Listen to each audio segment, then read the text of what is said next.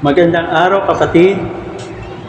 Hayaan mo makapagbahagi ako sa iyo ng salita ng Diyos sa araw na ito na matatagpuan sa Lucas chapter 23 verse 34. Sinabi ni Jesus, Ama, patawarin mo sila sapagkat hindi nila alam kanilang ginagawa.